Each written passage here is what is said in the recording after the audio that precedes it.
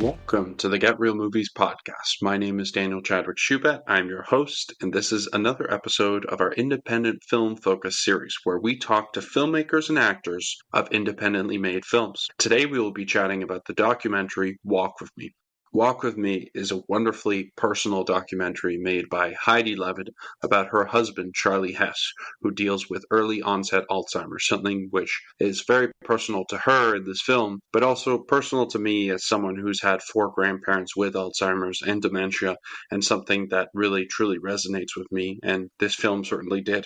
Heidi has a storied history as a casting director in Hollywood, mainly working with Oliver Stone, casting movies such as JFK, Nixon, Natural Born Killers, and she also was the casting director of the Best Picture winner, The Artist. So she has been involved in Hollywood most of her life, has obviously learned quite a few things, and decided to make this documentary about Charlie's journey with early onset Alzheimer's during COVID as well. So it's a really personal documentary, and it's something that I really wanted to chat with her about, and you'll hear that shortly. On a personal note for me, to the listeners, I wanted to apologize that there's been such a wait between the last episode and this one. I did have a vacation and take some time off, but I'm really excited to get back into it after the summer break here. I have so many exciting episodes coming up, another independent film focus episode next week, and then we have an interview going live with Anthony Robles, who is the subject of the Prime Video movie from earlier in the year, Unstoppable. So some really cool episodes coming up, and then some really exciting news coming up that I'll probably let you know about in the next episode with Mason. So I'm very excited to tell you all of that, and there's a lot of good stuff on the horizon. So thank you for being patient with me, and I am really excited for the rest of the year. So without much further ado, here's my interview with Heidi Levitt. And now it's my pleasure to introduce Heidi Levitt to the show. Heidi, welcome. Thank you. Thank you so much for the invitation, Daniel. Yes, thank you so much for coming on. For a few of the people who haven't seen the movie, I really enjoyed it immensely, and I talked a little bit about it in the introduction to the podcast, but this is something that is quite close to my heart because I've had 4 grandparents with Alzheimer's, and sadly, I think that's becoming the norm now, is that everyone is really affected by this disease, and it is so prevalent in people's everyday lives. But I really enjoyed the film, and it was really touching and brought back a lot of memories for me. But I'd like to start off by asking you, I think I understand why you made this film, but what is the reason you made this film and this documentary about your husband and his battle with early onset Alzheimer's? So I made the film first kind of because I felt that we were hiding behind a stigma and nobody was really talking about it. And when people have dementia, just like on Alzheimer's or many mental health issues, you don't see the problem, right? Everybody sees the person looks fine, but they're not fine. And so there's this fear of talking about it because understandably, it's not like you have cancer and you're attacking it and you see a person without hair or you see something physically visible. You don't see it with this. And therefore, because it's the sense of losing oneself, that is the thing that people are afraid of most, understandably. The first person who was diagnosed with Alzheimer's, and the name of Alzheimer's came from the Dr. Aloysius Alzheimer in Belgium, I think. The woman name was August Dieter, and she was in her early 50s, and she said, "I have lost myself." I think that we have this overwhelming fear, which is completely understandable. And then you look at society today that's so obsessed with youth and beauty and longevity. And the fact of the matter is, like, we all are going to die. Our brains definitely deteriorate in some way, but this is a disease. This is not just the brain shrinking some and forgetting a few things. This is a disease. But it has this overall feeling of like, oh my God, I don't want that to happen to me. I can't talk about it. And the stigma is like people are looking at you thinking, what if that happened to me? And that's why it's so important to advocate and talk about it, because it is happening to more than 55 million people now around the world. And when it happens to a person, it doesn't just happen to a person, it happens to a family, right? It's not a singular thing. And the idea about care in both Canada and in the United States, for sure, is an issue that needs to be addressed that goes along with the issue of Alzheimer's, because we need to figure out how do we do a better job at caring for one another. Yeah, I think that really came through in the film, and it's really well balanced with the personal side, which I appreciate that about this documentary that you made it because it affects you as well. And maybe affects is the wrong word, but it's your experience as well. And a lot of documentary filmmakers, they're able to sort of take a step back and give a non-biased approach on whatever they're discussing. But with this, you want a biased approach because there's an understanding and you're experiencing it with the person rather than it just being their own battle. And when I say their own battle, I mean Charlie's own battle. And I think that comes really wonderfully through the film. So I'd love to ask, what were the goals when you started out making this film? Did you want it to be more medical information and getting that information out there, or did you want this to be a more personal piece? And how did that kind of progress as the movie was being made? Yeah, well, first of all, I'm a casting director and I come from a point of view of narrative films. So I knew that I wanted to make the film relatable and not just a documentary that you would see on public television that is talking heads. But this, in learning about making a documentary, because I'd never done it, and Alex Gibney, who's a very well-known documentarian, is my mentor and my executive producer, he actually did push me towards the personal. I did not originally see myself in the movie at all. But as we were doing this, it was clear this had to be the way it is. And to really lean into the more specific and personal, the more universal you become in your storytelling. And I feel like people can relate to us as any family that is dealing with it. It came out a lot in the edit of the movie, because when you start a documentary, I mean, I have over 150 hours of film and lots of things that I didn't include that I, loved. But I wanted to explore, first of all, there was, why did this happen? And I very quickly found out I couldn't understand why it happened because there was no answer. He did not have a genetic component. There was stress. And then I understood that they don't understand the brain. And that really blew me away. This is a disease that's been around for over 100 years, and we don't know even the root causes. And there's so much controversy in the field, in the science around it. There's competing theories of if people have what they call amyloid plaques, which are these proteins that sort of become tangles, which then cause cell death in the brain. And there was a theory that it's the amyloid. If we clear the amyloid, like clearing cholesterol, we're going to stop the disease. And then there's people saying, no, you got to look at the tangles and what's the root of the cell.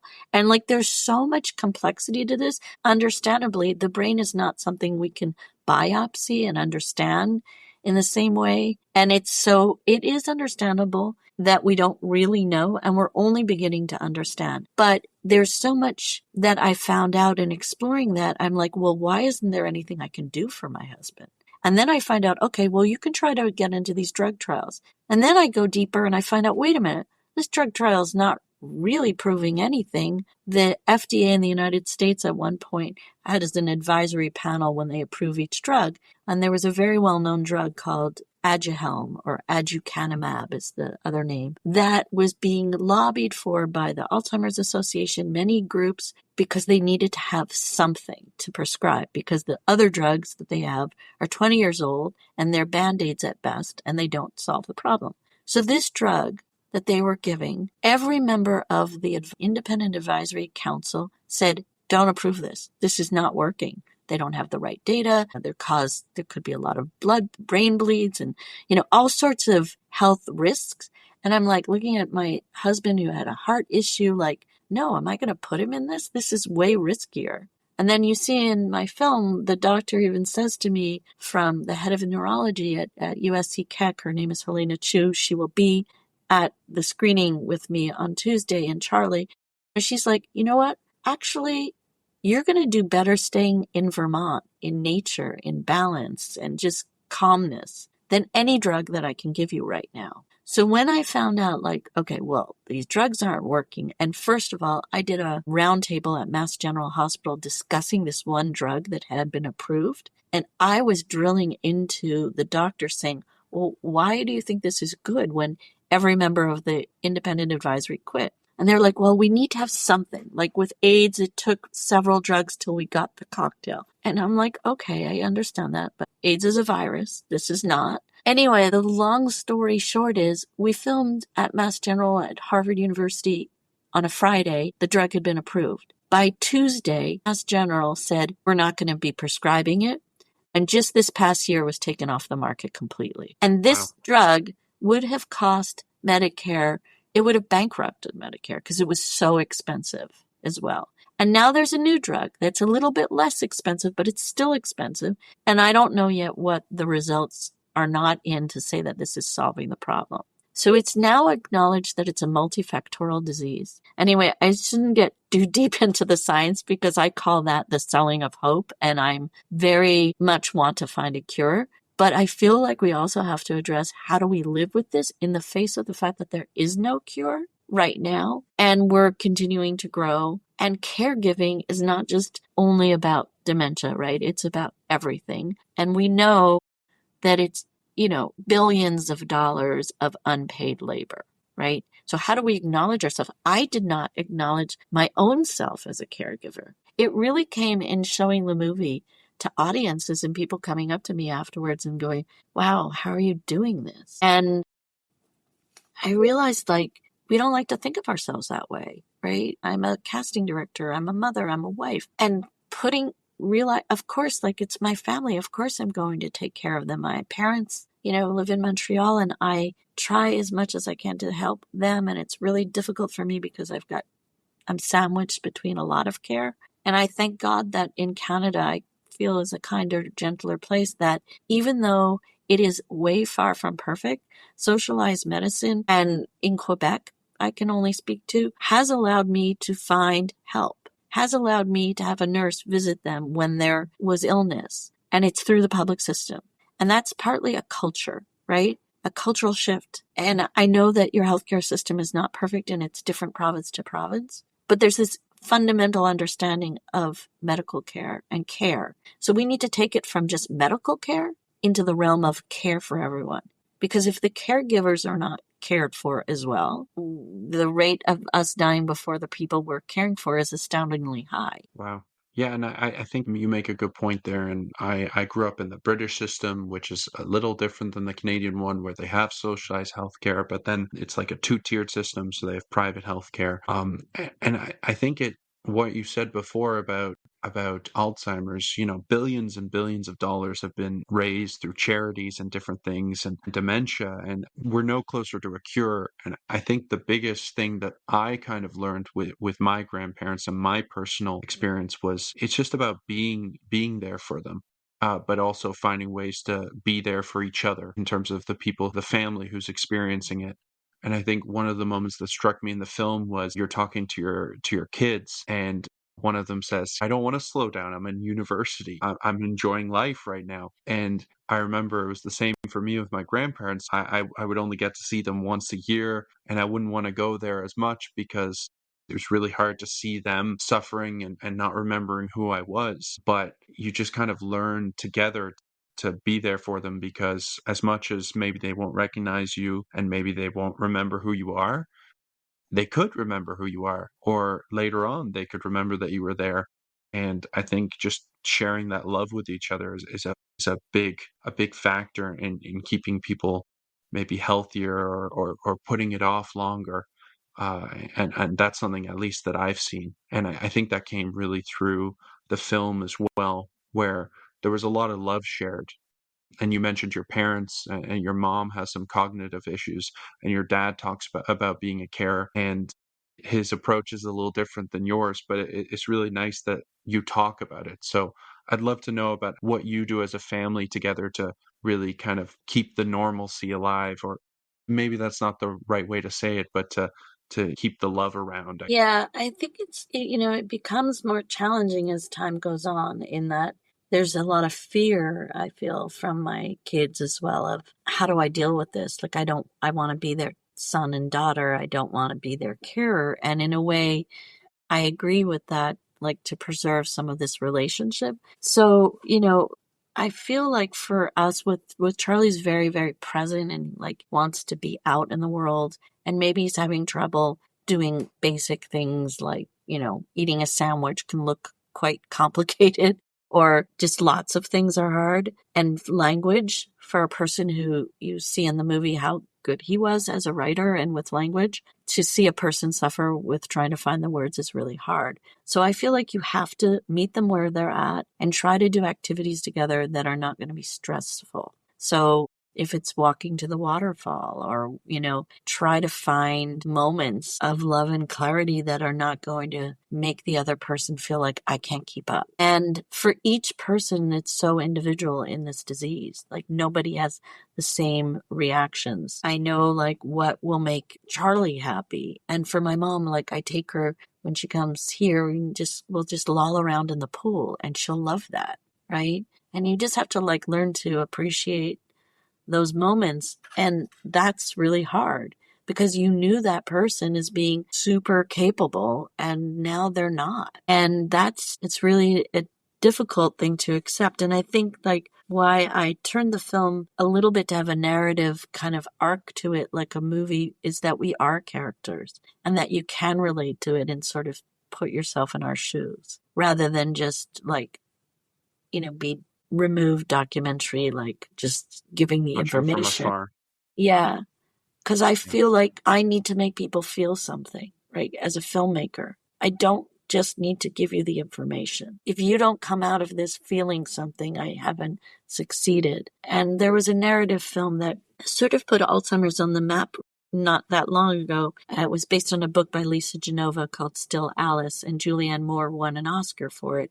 And she plays a professor with early onset Alzheimer's. And I feel we are Still Alice Part 2 because we're a real family. And we're going through this, and we were capable people who had, a lot going on. And now it's a more realistic version of it because you're seeing the hardship. But I hope that opened the door to a lot of conversation and awareness. And I'm hoping that we can do the same if we can find a distributor to partner with to put it on the right platforms. And I'm going to be qualifying for the Academy Awards, and maybe it'll be talked about and people seeing. Like I said, this is out there in the world. Seth Rogen and his wife Lauren Miller made a documentary about Lauren's mother. It's a very different version of this too, and it's more like they have a wonderful nonprofit called Hilarity for Charity, and they're trying to raise awareness. But celebrity is also part of our culture. Like, we need to have bright, shining stars. I mean, I'm the one who's a casting director, always asked to put in the bright, shining star.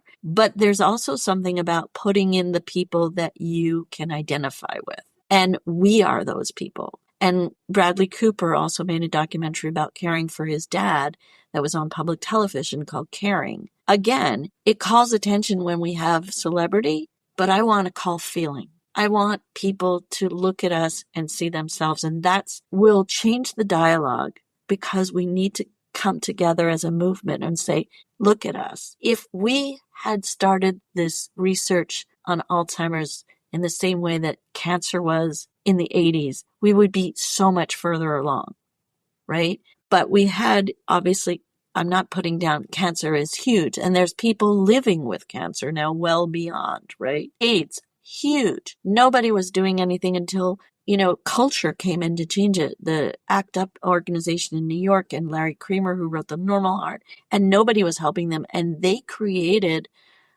a culture around it that made it okay. I mean, it is in the sense I am from that era. Like, I went to college in New York in the 80s. There was so much stigma around AIDS.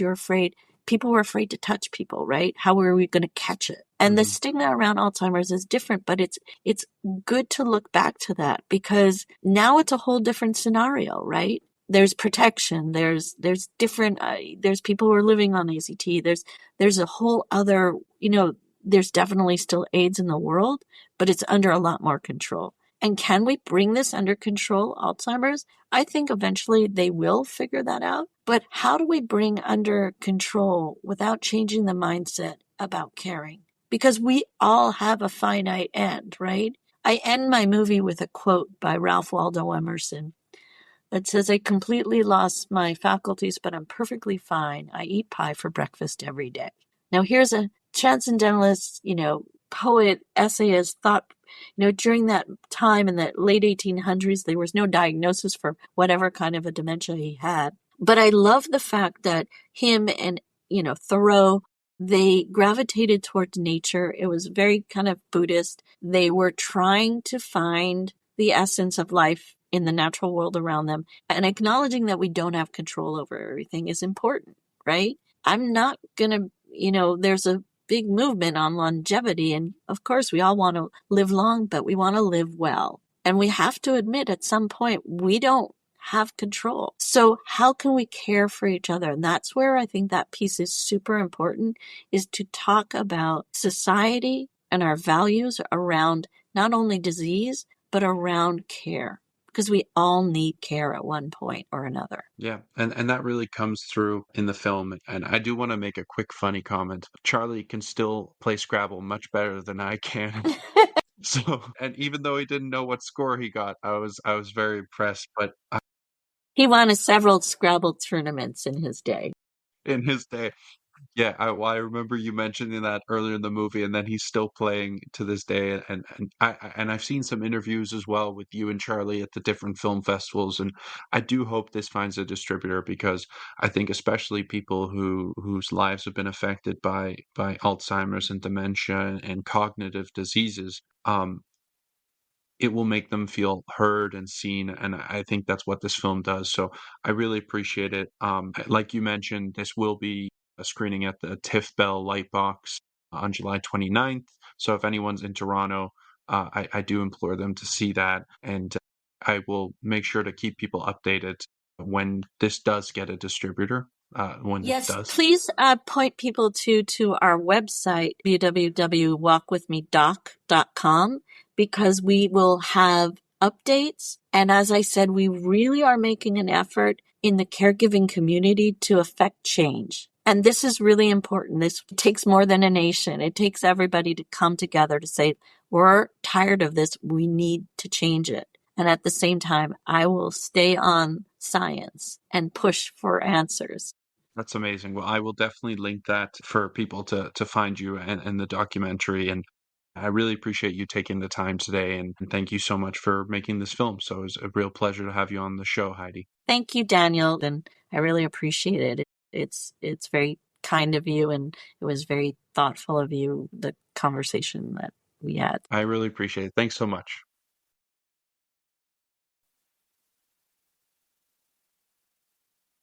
So thank you so much to Heidi for coming onto the show. I really appreciated her time and chatting to her about this film. You can really see the personal touches that were put into the making of this film, and I think that really shines through. It is a wonderfully personal film, and I really appreciated Heidi being able to open up to me in this conversation and through the film as well. So if you are in the Toronto area and can catch it at one of the TIFF Bell Lightbox screenings, I do implore you to go do that. Otherwise, definitely check out the walkwithmedoc.com website and follow their progress. There's a bunch of wonderful interviews with Heidi and Charlie, and they will keep you updated on their award run and hopefully when they get distribution as well. For me at the podcast, there's an exciting few weeks coming up. We got lots of episodes dropping. They will be coming fast and furious. No pun intended. And I'm really looking forward to showing those to you guys as well. So if you get the chance, if you can leave us a review or a rating on Spotify, Apple Podcasts, or wherever you listen to your podcasts, we really appreciate it. We also appreciate the feedback with comments on Spotify or on social media. So thank you again for listening. And until next time, I've been Daniel, and I'll see you at the movies. Bye.